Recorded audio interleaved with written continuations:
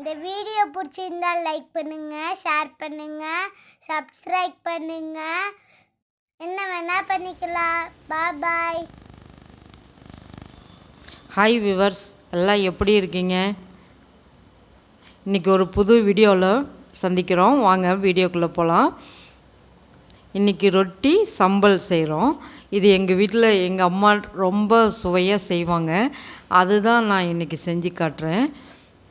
இது பாருங்கள், பால் ஒரு டம்ளர் சேர்த்துக்கிட்டோம். நாங்கள் பசும்பால் தான் சேர்த்துருக்கேன் இந்த மாவில்.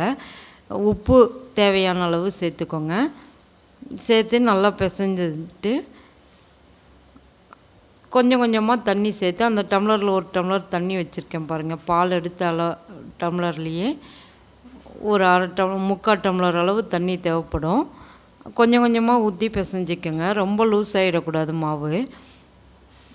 அந்த நல்லா ஒரு 10 நிமிஷம் நல்லா பிசைஞ்சிங்களா தான் மாவு ஸ்மூத்தாக நல்லா வரும். இந்த பால் போடுறதுனால நிறைய நல்ல சுவை கொடுக்கும், டேஸ்ட்டு நல்லாயிருக்கும்.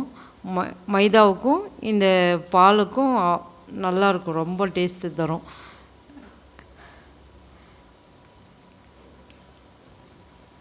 ஒரு 10 நிமிஷம் நல்லா பிசைஞ்சு வச்சுக்கோங்க.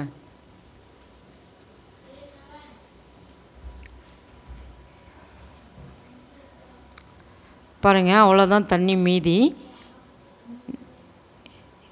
ஒரு டம்ளர் பால், முக்கால் டம்ளர் தண்ணி தேவைப்பட்டுச்சு இந்த மாவுக்கு.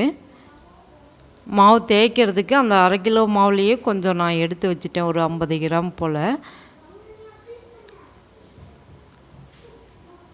பாருங்கள், அமுத்துனா அந்த திரியாக தெரியும் பாருங்கள் மாவு. அந்த மாதிரி தெரியக்கூடாது. அந்த அளவுக்கு மாவு நல்லா பிசைஞ்சு வச்சுக்கோங்க.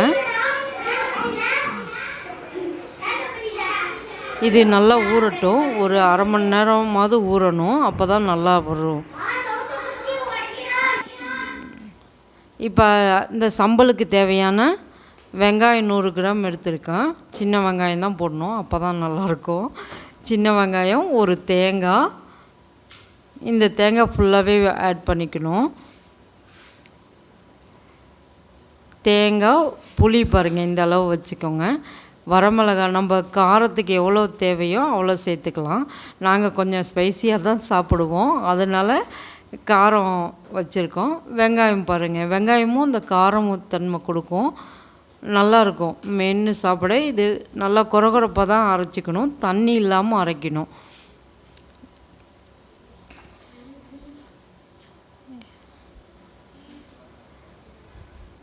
இப்போ வரமிளகா, புளி,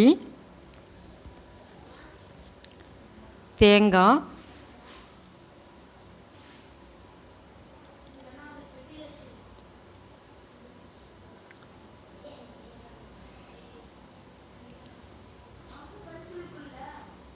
தண்ணியே தெளிக்காமல் அரைக்கணும். நல்லா கொஞ்சம் நேரம் ஆகும். நல்லா இது கிளறி விட்டு நல்லா அரைக்கணும்.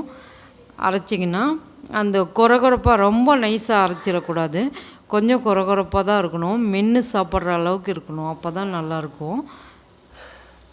இந்த சம்பல் ரொம்ப எங்கள் வீட்டில் எல்லோரும் விரும்பி சாப்பிடுவாங்க. இது எங்கள் அம்மா எனக்கு கற்றுக் கொடுத்தது. எங்கள் அம்மா இருக்கும்போது நாங்கள் சமைச்சிருக்கோம்.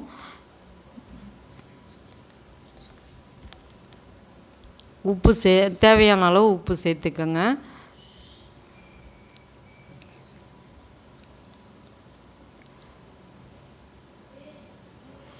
பாருங்கள், இந்த பதத்துக்கு வந்தோன்னே கொரகொரப்பாக தான் இருக்கணும்.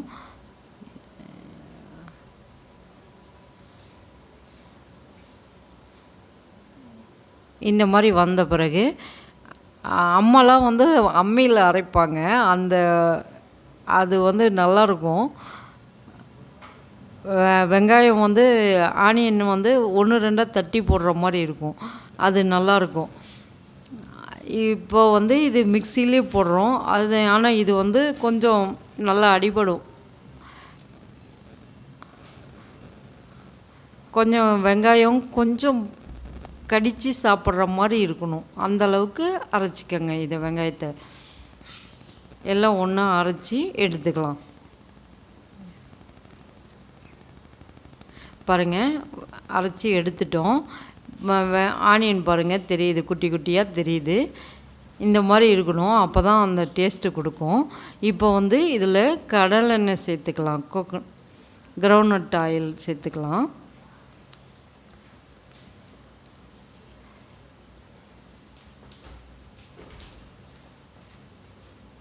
இந்த டேஸ்ட் ரொம்ப நல்லா இருக்குங்க. நீங்கள் சாப்பிட்டு பாருங்கள். நம்ம என்ன தான் மட்டன் சிக்கன் அப்படி வச்சு சாப்பிட்றத விட இது ரொம்ப நல்லாயிருக்கும்.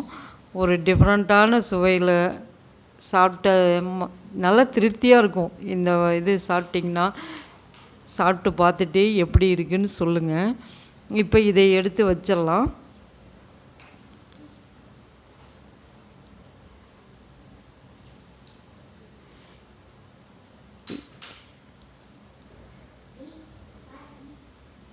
இது தாளிக்கிறதெல்லாம் இல்லை, எண்ணெய் சேர்த்துறதுனால அந்த காரத்தன்மையும் கொஞ்சம் நமக்கு குறைச்சி கொடுக்கும். ஆனியன் வந்து கொஞ்சம் காரமாக தான் இருக்கும். அது இல்லாமல் நம்ம மிளகாவும் வரமிளகாவும் கொஞ்சம் அதிகமாக தான் சேர்த்துவோம். அப்போ இந்த காரத்தன்மையும் கொஞ்சம் கம்மி பண்ணி ஒரு மெயில்டான சுவையில் நல்லாயிருக்கும். இந்த எண்ணெயோட டேஸ்ட்டு ரொம்ப நல்லாயிருக்கும். இதை எடுத்து வச்சிடலாம், அவ்வளோதான் இதோட வேலை. இப்போ பாருங்கள் மாவு நல்லா ஊறினோன்னே இன்னும் நல்லா ஸ்மூத்தாக இருக்குது. இந்த மாவு பாருங்கள் திரி திரியாக வராமல் அப்படியே ஒரே ஈவனாக வரணும், அந்த அளவுக்கு பிசைஞ்சு வைக்கணும். இப்போ இதை சப்பாத்தி போல் தட்டுனா போதும். தட்டிக்கலாம், சின்ன சின்ன உருண்டைகளாக பிடிச்சி பாருங்கள் இந்த மாதிரி சைஸில் உருண்டை பிடிச்சி எடுத்துக்கலாம்.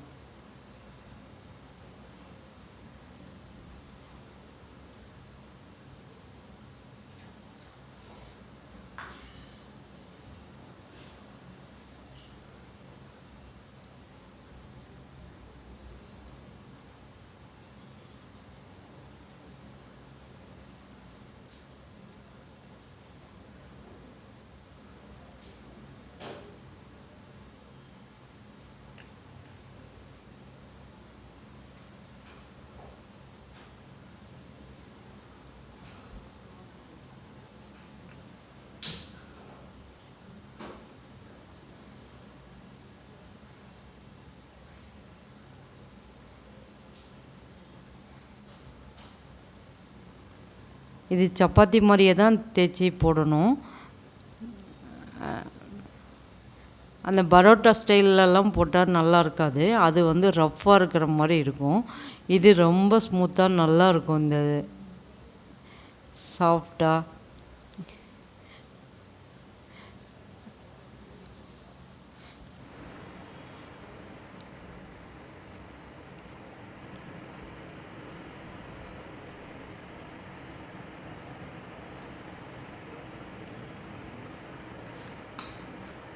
கல் நல்லா காயிட்டுங்க. அனல் வந்து இதுக்கு அதிகமாக தான் வைக்கணும். ஃபுல்லாக அனல் வச்சு சிம்மிலலாம் வச்சு சுடக்கூடாது, அப்போ வந்து ஹார்டாகிடும். ஃபுல் அனல் வச்சு நல்லா பாருங்கள், கல் காஞ்சதுக்கப்புறம் சப்பாத்தி போட்டுட்டு நல்லா சுற்றி விடணும்.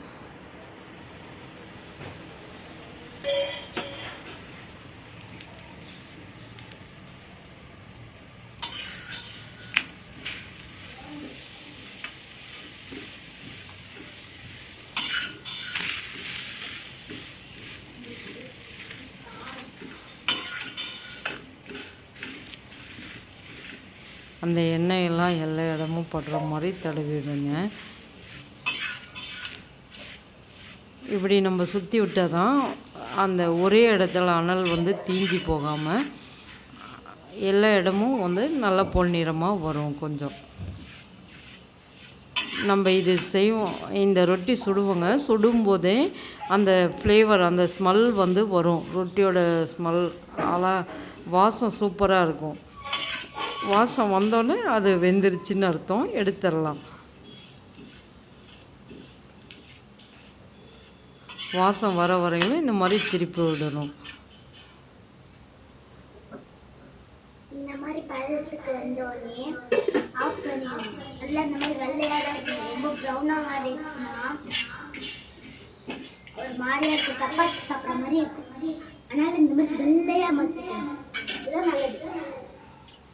அவ்வளோதாங்க, நல்லா வெந்துருச்சு. இது பிக்கும்போது பாருங்கள் ரொம்ப சாஃப்டாக ரொம்ப ஸ்மூத்தாக வந்துடும். தோசை மாதிரி ரொம்ப ஹார்டெல்லாம் இருக்காது. இந்த மாதிரி வந்து நல்லா சாஃப்டாக